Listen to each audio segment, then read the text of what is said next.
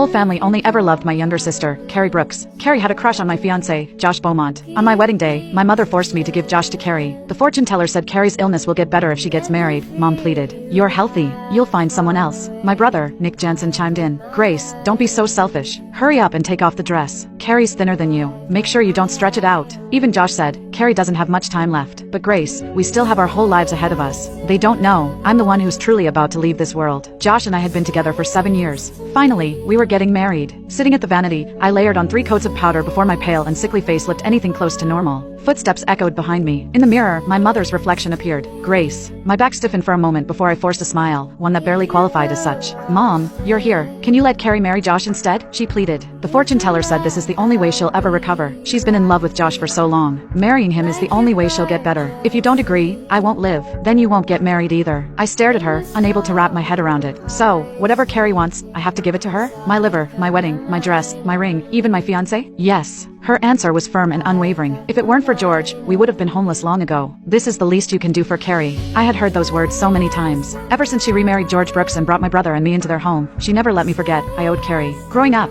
I had to give her everything. My mother and brother's love, the toys and dresses I liked, even my test scores. Now, all I had left was Josh. Why should I give him up too? I fought to steady my voice. And if I refuse? For a second, Mom looked stunned, as if the thought had never crossed her mind. Then, the dressing room door burst open with a bang. Nick stormed in, his expression cold. He without hesitation, slapped me across the face. Grace, you ungrateful wretch. How could you talk to Mom like that? Dazed, it took me a moment to process the sting in my cheek. Then I lifted my head and let out a soft, bitter laugh. If I told you I'm really about to leave this world, what would you do? My mother's voice sharpened. Don't talk nonsense. She didn't see the tears I was holding back. She continued scolding me, as if I were being difficult on purpose. You've been competing with Carrie since you were little. Now you have to copy her even in illness? Disappointment clouded Nick's face. Why are you being so unreasonable? She's our sister. Shouldn't we want her to live a happy, healthy life? His grip tightened around my arm, his fingers digging into my skin. He shot my mother a look. Do it. The ceremony's about to start. My vision blurred as I looked at him. My throat tightened. I felt it hard to breathe. When we were little, Nick used to say he'd protect me, that he'd take Dad's place and spoil me like a princess, that he wouldn't let anyone hurt me. But now, his face was filled with disgust, as if he wished never to see me again. My mother stepped behind me, fingers reaching for the zipper of my wedding dress. I clutched at the fabric, my voice hoarse as I begged her not to, but Mom still ripped my wedding dress off me. Clutching it in her arms, she hurried off to find Carrie while muttering to herself, Carrie has lost so much weight recently. I wonder if she'll even be able to fill out this dress. If I had known, I would have made Grace eat less. Only then did Nick let go of my wrist. He paused, staring at my thin, bony arm. Why have you lost so much weight? My nose burned. 2 years ago, Carrie and I were in a car accident together. After that, my mother spent all her time cooking elaborate meals for her. I only got the leftovers. Carrie and I had completely different tastes. The food she loved was everything I couldn't stand. But if I so much as hesitated, my mother would break down, lamenting how hard things were for her. So I forced myself to swallow bite after bite. That's when the anorexia started.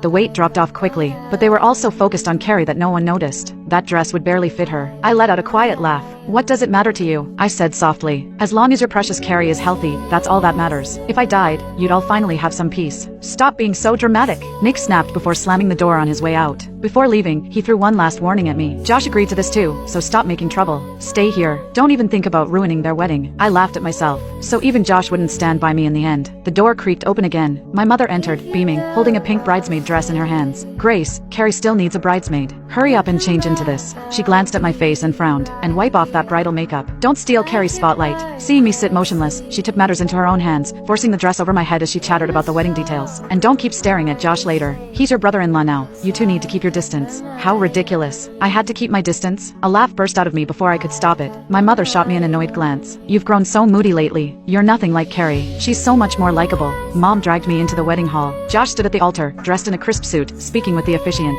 Carrie clung to his arm, her eyes full of admiration and devotion. When he saw me, he gently pulled away from her and started toward me. Carrie hesitated, then grabbed his sleeve, looking up at him with teary eyes. Josh reassured her softly. Don't worry. I promised you. I'll marry you. Satisfied, she gave me a triumphant glance before letting go. Josh stopped in front of me. I handed him back his promise ring. Congratulations, brother-in-law. At 19, Josh had fought underground matches to buy this ring, swearing he would marry me someday. I wondered if that 19-year-old version of him would want to beat his future self to a pulp. With a soft clink, the ring hit the floor. Josh's brows furrowed. He looked at me, as if struggling to explain, or maybe just delivering a verdict. Grace, don't be difficult. You're the one I love. But Carrie needs this wedding more than you do. I'll make it up to you later. No need. I smiled faintly. Unlike my dear sister, I don't like secondhand trash. Grace. Before Josh could finish, Nick's voice rang out from across the room. Josh, the ceremony's starting. Josh hesitated, then turned back to me. Wait for me, Grace. I'll explain everything after this is over. He held my gaze for a moment, then took Carrie's hand and walked away. I stood there, alone. A chill ran down my spine, and I shivered. Chapter 3. Wait? Time was a luxury I didn't have. I clenched the medical report in my bag, crumpled it into a tight ball, and tossed it into the trash. It didn't matter. No one would care anyway. I just had to disappear quietly. Once I was gone, everything that had belonged to me would be Carrie's. Maybe then they'd finally be happy. 2 years ago,